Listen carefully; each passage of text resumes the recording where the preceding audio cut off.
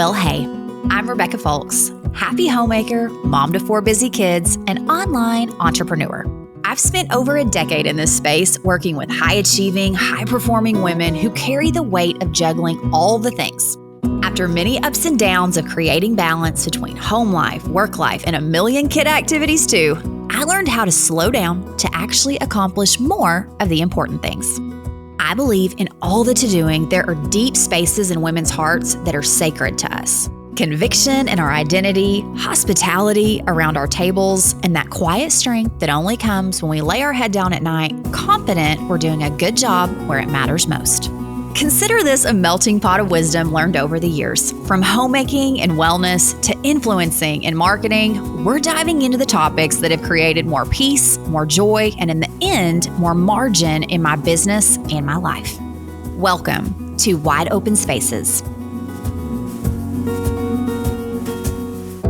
Well, hey there, and welcome to another installment in our Family Matters series, where we're talking about all the dynamics and those sacred spaces inside our 4 walls that can have such an impact on how we show up in life, whether that's our identity and our confidence or our other relationships or how we're showing up at work. A lot of times if things are off in your family, it's going to come out at some point in just the other areas of your life. And so last week we kind of talked about what it looks like when you've got some of that going on, whether it's with bitterness or resentment or unforgiveness, and just some examples in my personal life over the last year.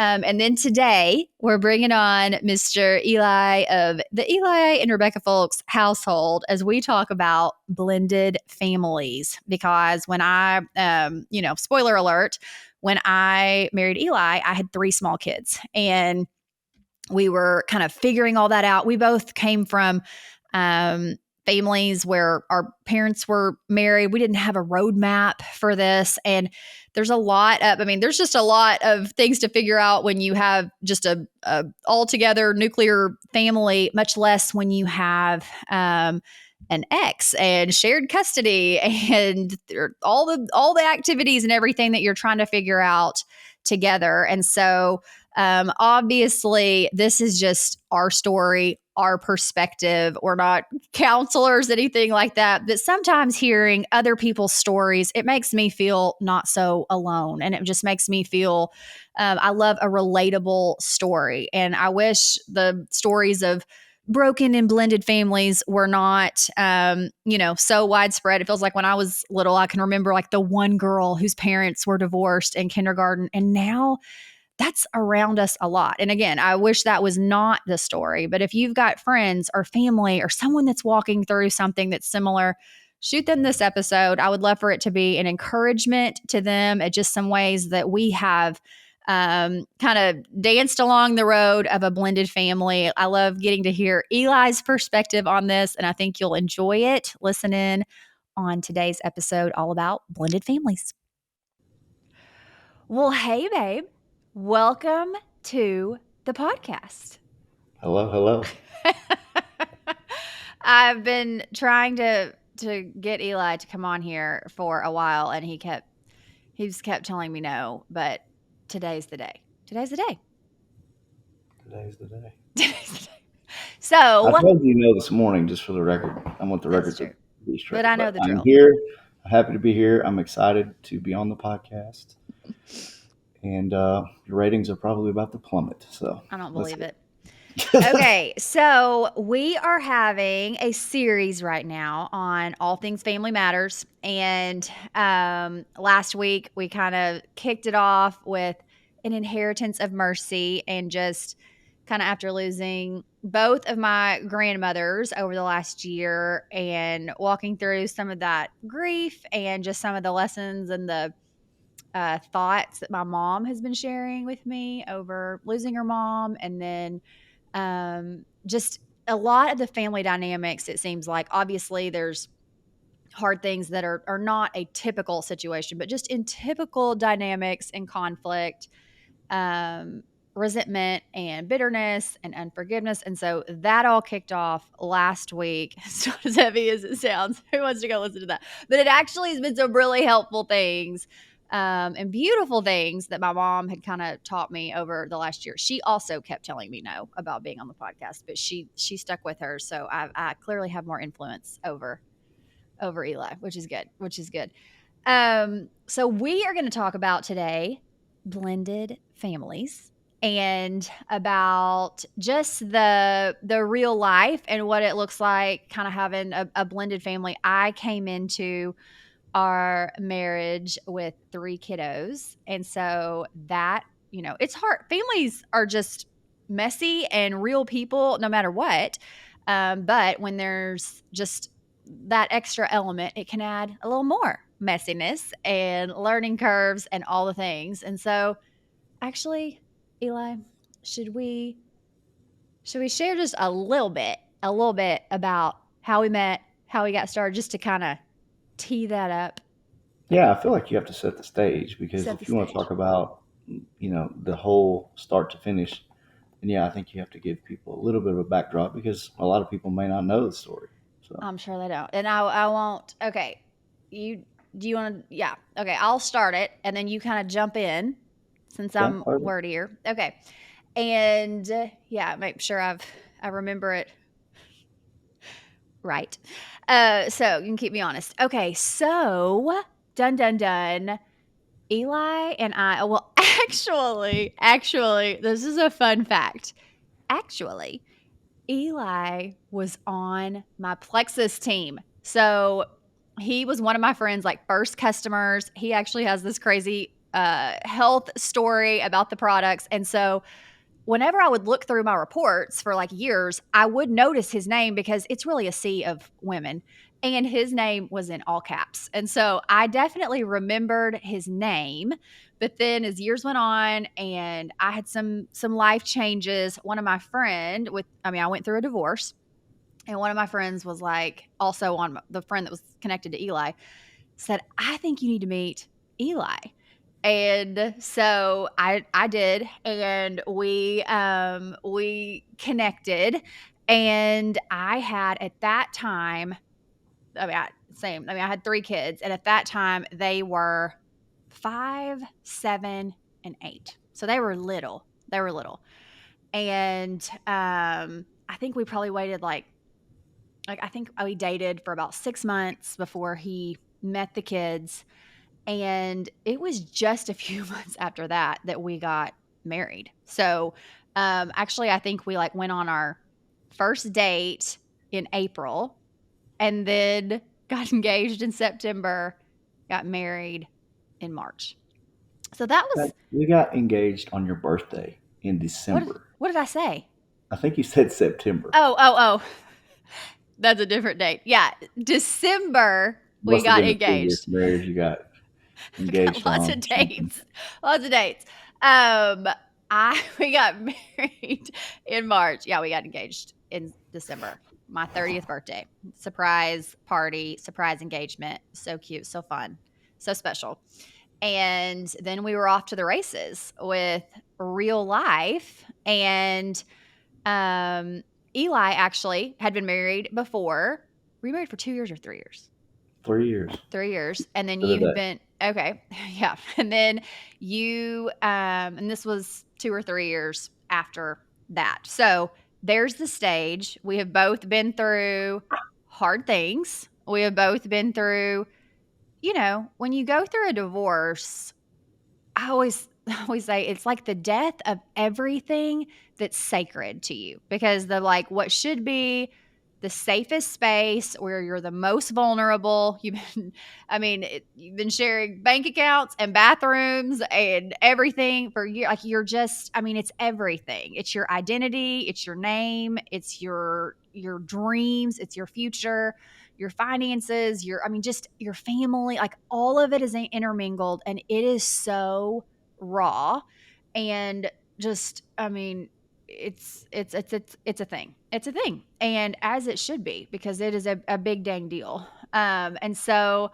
actually I'm thinking back to our first date. We had a lunch date and we met for lunch And I think about this sometimes because so wild it was if you just were listening in on that date, all we basically told were like the things that were hard in our marriages, and we both were full of accountability. Like, yeah, this happened, like not even like this happened, but like here were kind of ongoing like patterns of our like past relationships, which I think when you've been around been around the rodeo, whatever you want to say, then you're like, I'm not trying to pretend I'm something I'm not. I'm not trying to act like, I'm going to be real about what happened, who I am. I'm not trying to, not that you don't have growth patterns. You're like, oh, this is just who I am. You can like it or leave it.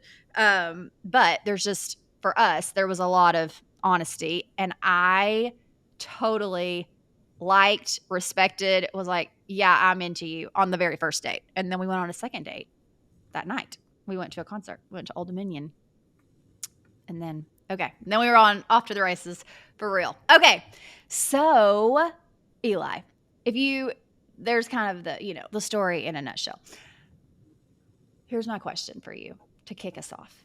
So, if Eli, if you're in the Enneagram world, he is like the onest one you've ever met. Like, there are spreadsheets, there is order, there is a way things need to be done, and why would you even consider doing them a different way? Like, there is like if there's a way to edit something, he's going to let you know. Like, there's just like a way to do things. I want to know when I literally all the time, I say, I think it's like the biggest compliment of my life that Eli met and married me in less than a year. I'm like, I clearly had something going on, because he's like the slowest decision maker on things of importance, all the research, all the details. So when here comes a 29, 28, 29-year-old single mom with three kids, 5, 7, 8, what made you say, yeah, I'm gonna try that. I wanna look into that. I Yeah, wanna hear. yeah, that's a great question. And I think most people, when they hear, you know, oh yeah, plus three littles, they're probably running the opposite direction as fast as they can. But was Thanks. at that point, in my life, um, I was really like seeking out like a partnership that I wanted to invest the rest of my life in, and I was um, looking for somebody that would make that happen. And then the kid thing didn't really scare me at all. I was excited about it, and always loved kids, wanted to be part of a family, and it was a good opportunity to have three immediately. So Opportunity. We joke, Eli, if I come home and I've spent, you know, money, I usually am like, but look, this was on sale. Because if Eli thinks you got a deal, it immediately has more value. Like, he loves very knowing true. that there was a deal. And so we jokingly say that I was buy one, get three free. That's right. Still very expensive. Still very expensive. Little did you know. Little did you know. Well, I think that's very sweet. And Eli did. He came in, from the get go, was at every game, every bright. I'm just invested in the kids so well, and added so much order and safety in our house. And so that, I know that will be something my kids remember about growing up with Eli. Eli, what would you say, thinking about coming in?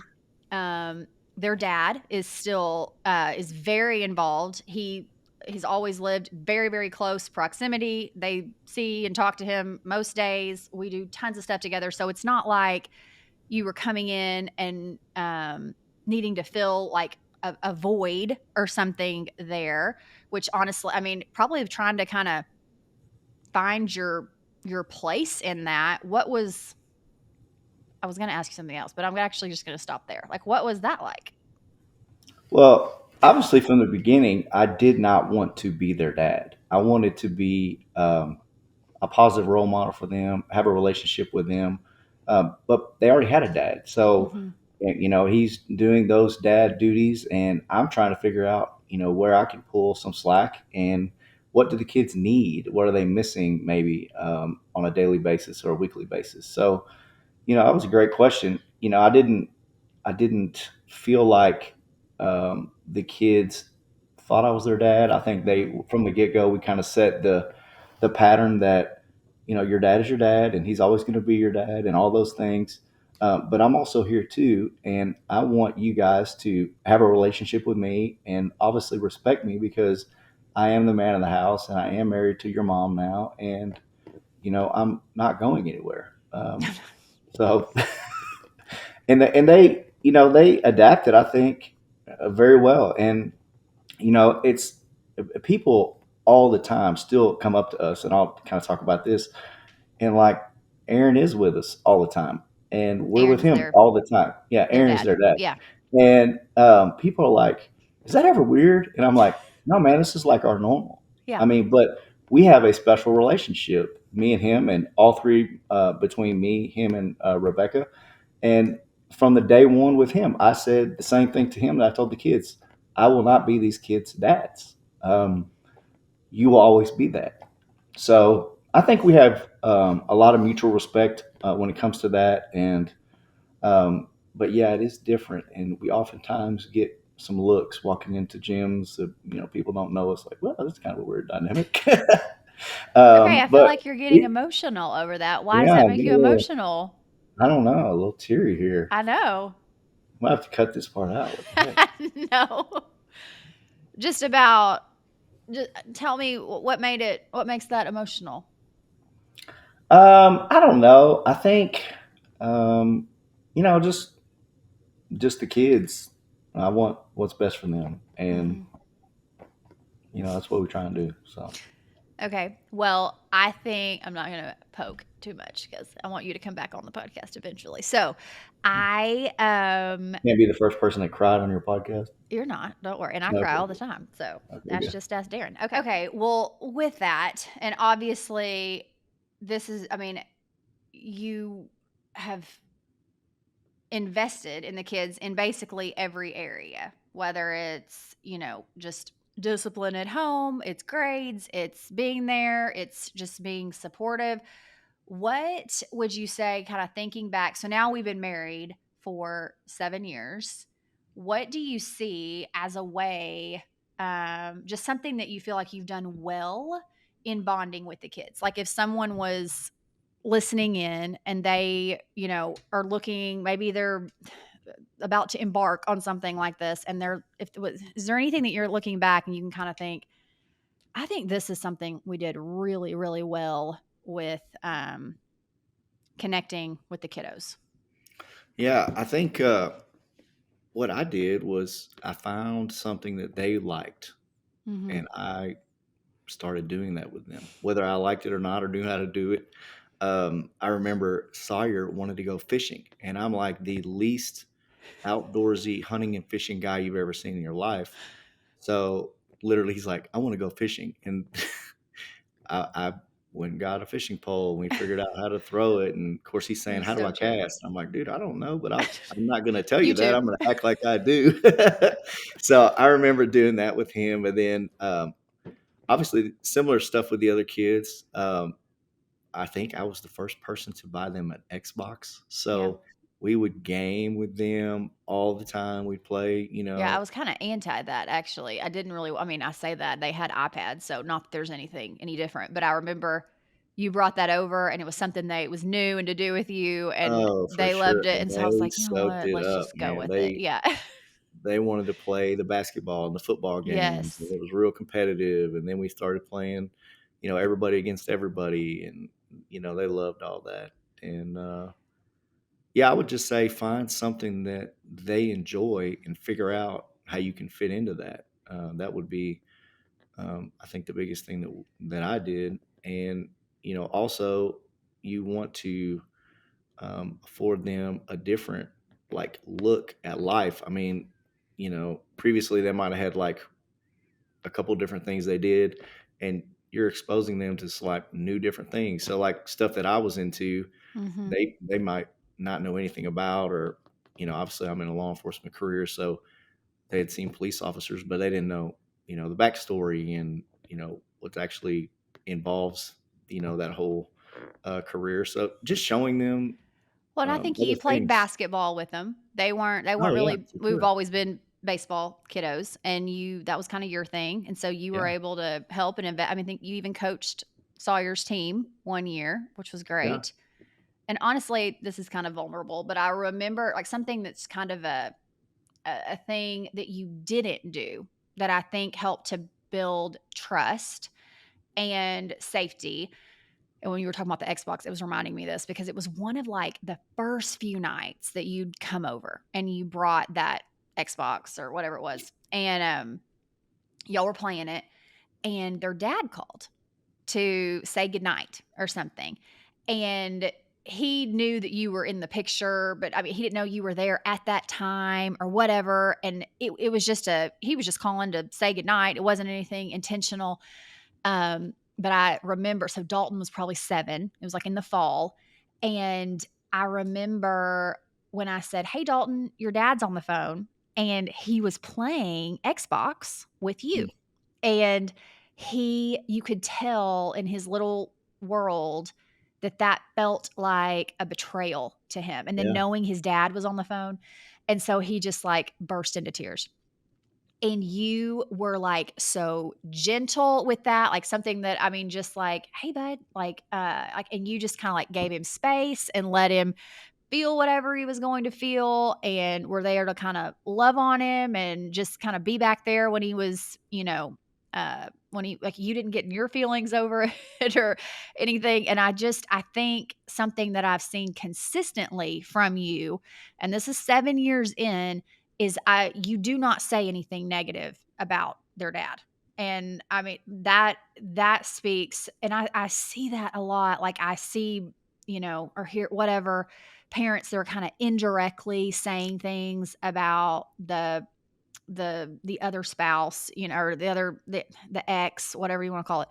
Um, and it ends up it's such a hard thing for a kid to understand. And so I feel like you setting that tone, I mean, definitely like, and just it allows for our house to feel safe. There's no animosity. They don't have to feel like we kind of have a fluid thing going back and forth. We've always done 50-50 on the custody. And so they're really at each house about the same. And you've just been so gracious and kind about their dad. Like, that's your dad. Like, of course, I'm not going to say anything about someone that's so important to you. And I think that probably allowed for a lot of safety and trust too, for them to know, yeah, this guy cares about what I care about. And he's not, whether it's a sport or my family or like my dad. And I think that was really wise and has made a really big difference in the Well, that's very kids for nice. sure. Yeah, you I mean, you hammered it. Like if I would have stood there and you know even talk bad about him, or negative, anything negative to him, creates a divide between me and that child, because That's now right. they're in a predicament where they're like, well, now I gotta kind of choose here, Yeah. and how does that look? Yeah. And I mean, obviously they choose dad every time, so it's a lose lose. If I not that I would, but I'm saying, you know, I'm trying to build a relationship with someone, and I'm they're my people. I want to be their people. So here we are. That's what you got to do. Yeah, I think that's really, really good. Okay, well, on the flip side, is there anything that maybe looking back, you're like, yeah, kind of missed that one, swing and a miss, or I could have done this differently, or I wish I would have known this when I got started. Does that bring up anything that you kind of think back on? I think you always have a little bit of Yeah, regret if you don't. I sure. mean, naturally, looking back, Yeah, there's biological something kids or that, step kid, whatever it is. Sure. yeah. I mean, and obviously the time goes by so fast. So 5, fast. 7, and 8, and now 16, Insane. 15, just turned 13. Yeah. So it's yeah, it seems like yesterday. Yeah. So obviously, spending more quality time, doing some of the things that they like, and just figuring out how to connect better. Maybe not as many rules or um, that kind of stuff. Because Yeah. You like a rule. every once in a while, I like a rule. Really likes a rule. Really likes a rule. It's helpful. Um, It's safety. Safety. yeah, those things. I think. Um, I don't know of any regret though. Like something I That's wish I good. could have I'm not done. nothing's coming to mind. I just wondered if you had any, not even a Mhm. regret. That's a strong word. Just Mm. anything that you're like, yeah, maybe this would have. Yeah, I I'll think tell you, maybe go ahead. maybe a little being a little more gentle with the Mm, people. hmm I mean, some people say I'm a little rough, um, I don't know. You're but being more rough. You're gentle just, in there's my no tone sugar with them, coating. in my tone with them, Very and clear more. communication from Eli Fox. Yeah, Very yeah, clear communication, yeah. which is good. You know, that's a tough question. It is a tough question. Actually, we have one of those picture frames. Eli got it for me that the pictures change all the time, the electronic or whatever that digital frames. And so there's so many frames, I mean, so many photos that are in that from when they were little, or much smaller. And when I see the photo, I'm immediately taken back to that exact day and what we were doing and how I was feeling, and I always am thinking, no, I'm like emotional over it, but it makes me think, oh my gosh, they were so little in that picture. Mhm. Like, and I at that time thought they were so old, especially Yeah, Avery, for because sure. she was always the oldest of the three. And I've just kind of talked to her. She was three, like she's an adult. Like, come on, sister, we got stuff to do. And I think just yeah, yeah, I think just letting them be children and thinking of them as children and not having such high expectations for these little people that don't they have not experienced the world yet, like, I mean, things that they've done. I mean, gosh, when Sawyer went sledding down our hill 18 months ago, it'd been, snowing all day. We'd been sledding and doing all this stuff, and then he and Avery went outside at 9 o'clock, and by that time the temperatures had dropped, the sun had gone down, and so this super steep hill on our street all of a sudden was a blanket of ice, and they went sledding down it. He ended up, I mean, praise God that, I mean, all that we could do is just say, praise God that he did something worse did not happen. But he slid right into a mailbox and ended up tearing his ACL or what did he tell her? Yeah, ACL something and yeah, it was meniscus, and ended bad. up having to have surgery. He misses his whole baseball for that spring. And my brain was just thinking, how did you not know that this is solid ice and you went sledding down this? That, so many bad things could have happened. And the truth, he literally didn't know. He didn't have the life experience. And I think Yeah, just whether it's blended family or raising kids, just having this grace on, they are literally learning every single day about how the world works and what is life and responsibilities and expectations and ownership and love and life and all the other mysteries that are out there. And anyway, so that's, I'm not saying it's a regret, but it's just a mindset that I wish I would have just adopted. Um, and me probably being a young mom and having a bunch of kids and be like, come on, everybody, I'll hold your own weight. We got stuff to do. yeah. And so I've always had high expectations. However, it's funny. Eli has such high expectations that then I get more lax. I'm like, well, someone needs to, what about this over here? So Oh, mama bear over there.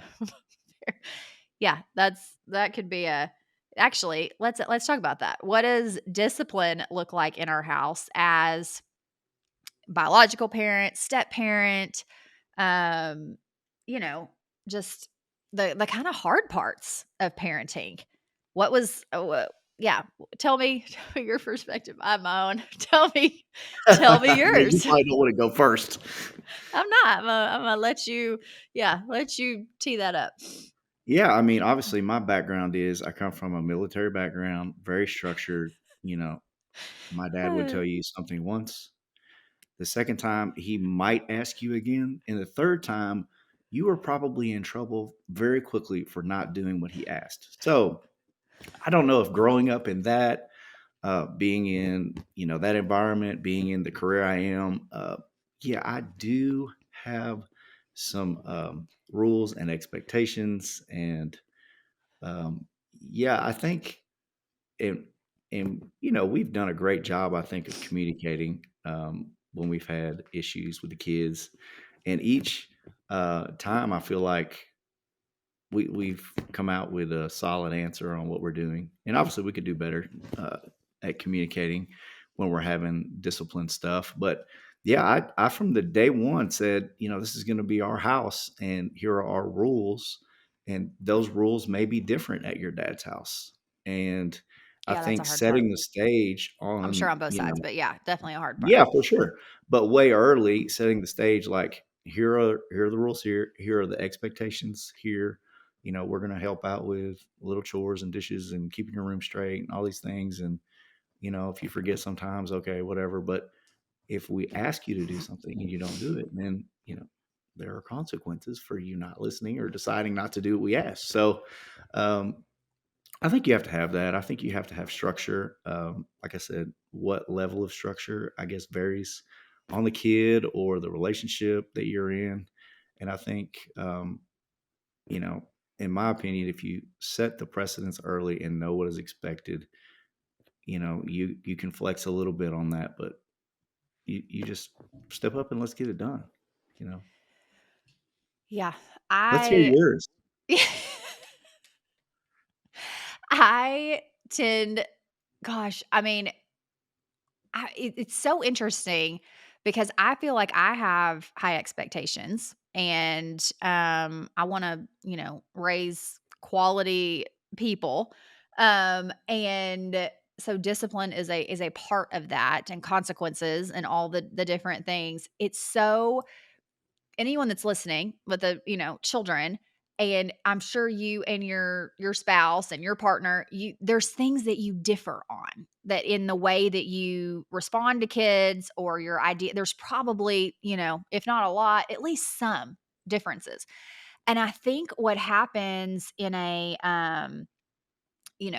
what can happen in this situation is I go mama bear sometimes, and I have to tell myself, I'm like, "Does he really is he thinking of" because I'm so, like, the feeler in this of, like, "Well, you're not considering this, and what about that? And, the kindness of the Lord is what draws men to repentance. Let's try kindness. Let's try another chance." And I'm so grateful, like, for the rules and the structure, and it's one of those things that I 1000% think my kids are going to grow up and remember and really appreciate about Eli. It's just teenagers don't typically like that while they're growing up, and I'm speaking from my own upbringing. But, what I do, just if you're someone in that situation, is it's very easy for me to look at, you know, the marble jar of all of the marbles that Eli has put in time after time after time of showing he really cares and he's really loves them. And I mean, honestly, like if a lot of times my kids need something, especially like to buy them something, they're gonna go to Eli first because I'm a lot of times gonna say no, and they know that Eli, I mean, he's gonna show up and he's gonna get to everything that we need to get to early. He's gonna like all those little marble jars. And so when he is strict or he does have it's a little bit he'll have a consequence for something. I know that where it's coming from because of all of the uh deposits that he's made. And so that's something that I try to keep in mind. But I mean, you try that for me has probably been one of the hardest things is because that mama bear muscle flexes and you're like, Back up, back up. These are my little cubs. I mean, it's like in my DNA. And so I want so that but I do one thing that I mean can be a source of conflict, and again, this is probably marriage wide, is when I really like to know what punishment or consequence is going to be invoked before he tells it to them, because then I try to be on his side and I'm like, well, I would have done that real differently. And I want my kid, like, I want us to all be in the same team. And I don't want to like I don't want there to be some division between us. And so we try to, if we've said, hey, you're losing your phone or you're grounded or you're doing whatever the thing is, that we talked about it together. Um, just on that. That's been a thing. That's been a thing. Yeah, Any comments? the unified front Unified to front. me is Yeah, huge because, united front. you know, Rebecca has a discipline with one of the kids. Then they want to come to me and, want me to go to bat. I'm like, hey, did you do what you're supposed to do? Or did you disobey or whatever's going on? And then I'll say, well, what's your punishment? And it's, well, I lost my phone for 3 days. I said, well, come back to me in 3 days. I'll give you that phone back. Like, oh, whatever, So whether I agree with it or not, just having a unified front to them, knowing you can't snake around and weasel out of, whatever's going on or pull the heartstrings of your mom because Eli said this. And, sometimes they try, but, it's just about being on the same page. And obviously, there is a goal at the end, and that is for them to be the best people they can be. So, Yeah. as long as you keep that in mind and that's what your target is, then it's tough sometimes, but you press on. I love that.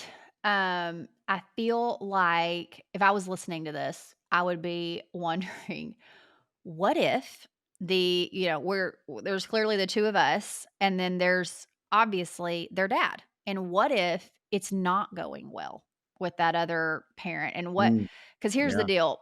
I mean, we really do work well together. I mean, Aaron even comes over on Christmas morning, most holidays, birthdays. I bet he's even coming to Walker's birthday party this weekend. for He's sure. part of the crew. And so what do you think are some of the things that have led to that, or maybe some things that have been hard about that, or anything you kind of want to comment? I mean, we've kind of talked about. Yeah, I would say this is a unique situation and that we did not start this way. And it definitely You think could we didn't have start this been way? one of Like the those. three of us working together? I mean, I think it. I think on a little That's a bit. good I think word. there That gives could have people been. hope. If it's not, if maybe you're starting and it's No, like no. everything's I raw. think No, I think optimistically in the beginning, we kind of talked and that, but just one or two things goes wrong and everything goes sideways. And I Yeah. think if you can get on the same page and, it's all about the little people. Hmm. Like it has my ego, your ego, whoever. It's got to be pushed to the side because the kids are what's most important. So in our situation, we set the tone in the beginning that the kids are most important and that the structure and the parents and them, they're still involved, all those things. But I think our situation is unique.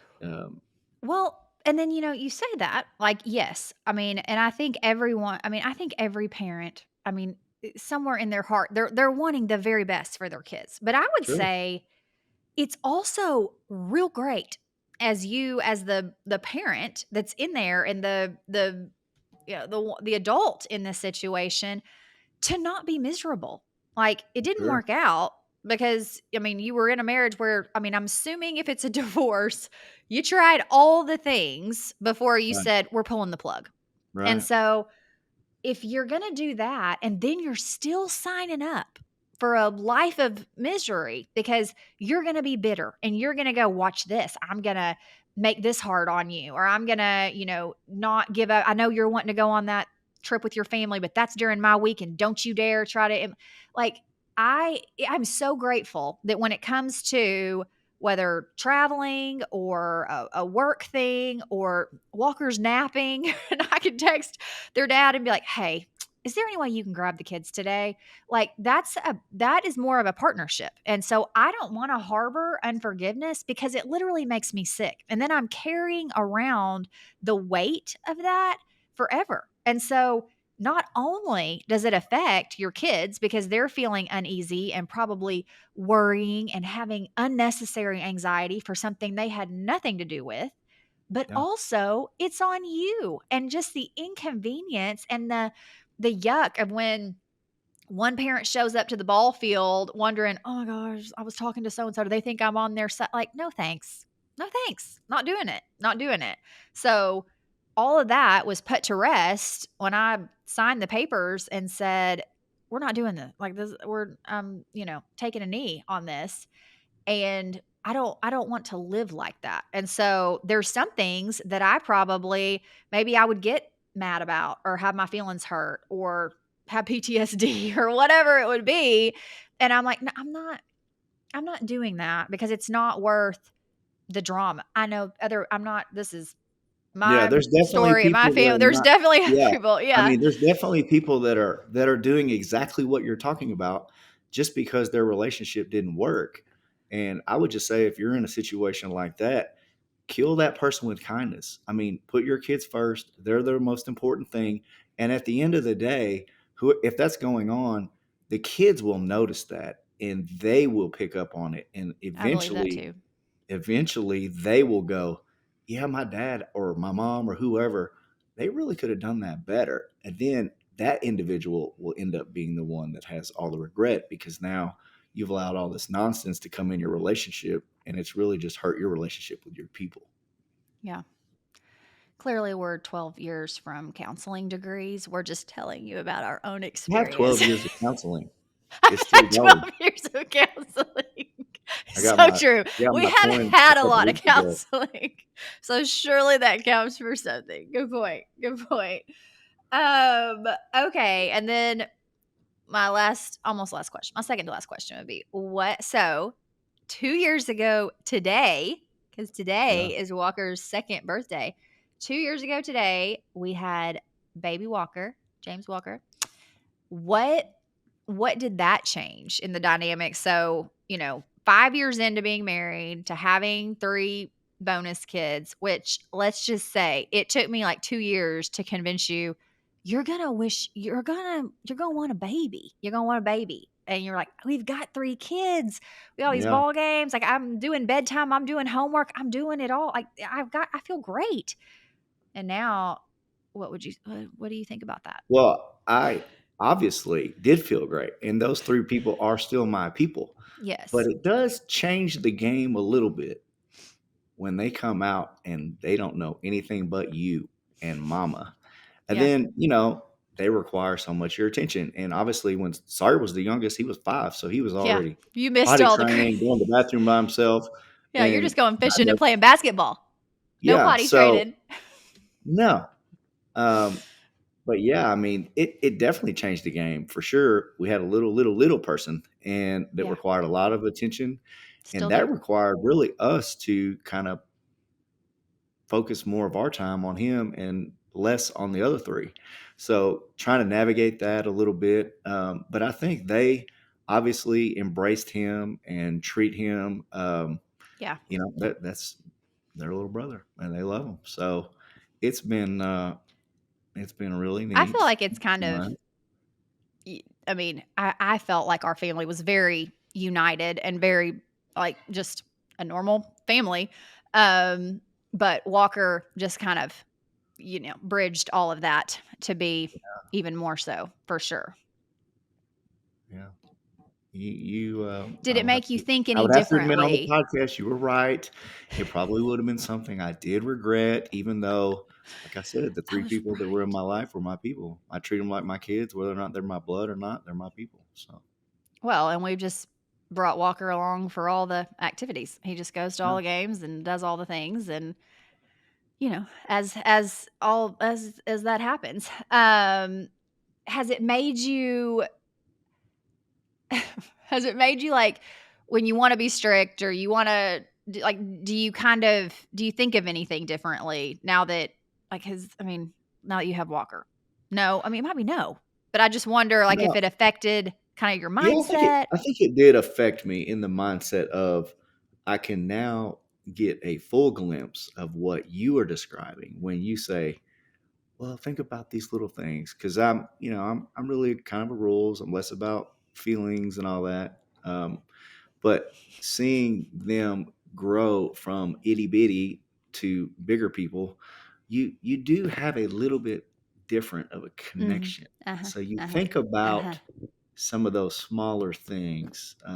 So yeah, I definitely am trying to cater that a little bit more to my day to day stuff with them Love it. for sure. Okay. Well, if there's any, or you have any last thoughts or anything that you're, I mean, I would just say to anyone that you've got a friend that's a single friend, or maybe you've gone through like a single mom or a divorce or a widow or some like a really hard thing. And I find it very encouraging that Eli is I'm being so like serious, but I mean I feel silly saying it, but I'm being so serious. Like quality man in every way. I mean just quality is how I would describe him if I had one word. And was like not scared, not put off, came right up in to and neither one of it we're both from families where our parents were married our whole like we don't have a roadmap for this and has figured it out. And I talked to a friend recently and she was going through a really bad divorce. And I was just wanted to tell like your life is not over. I will never, I think I've said it multiple times on the podcast. Like I will never be a proponent for divorce. Like that is so not I'm like almost jaded on it because it's so dang hard, and just not the design. But I if the worst happens, I just want people to have like hope and encouragement that your life is not over and good things can still happen. And anyway, random rant, but Eli, I actually was trying to ask you a question and then I popped in myself. Shocking. Um, do you have any last thoughts, encouragement, words of love for anyone about blended families, anything like that? Yeah, I would just say, if you are in a situation where you are, single or divorced, whatever, there are still a lot of people in the water. So if you're interested in having a family, don't And let they the might have 3 kiddos, kids with them. yeah, don't let the kiddos scare you because it really just adds, even more fun to the ride. That's right. But if you are in a blended family situation, and we talk to people that sometimes are, and they ask kind of our dynamics and how it works and all that, I would just say remember to keep the kids as the number one focus because if you do that, the little stuff that may come up won't matter, and if it does, it's probably something you need to talk about collectively and develop the relationship. If you're coming into this and you're like me, not the parent, figure out how you can develop some kind of relationship with the other parent. That way they can see who you are, see what kind of character you have. If you're going to be someone that the kids obviously need to be around or a good influence on them and go from there. It's a good word. That's a good word. Eli, thank you for coming on the podcast. Loved it. You're welcome. When do I get my check for this? It's in the mail. Okay, good. Okay. You just finished another episode of Wide Open Spaces. My hope is always that you felt encouraged as you listened. And if you found this valuable, will you share it with a friend today? Tag me if you do. I always love seeing your favorite takeaways. I'm so glad you were here, and I'll see you back next week, same time, same place. See you then.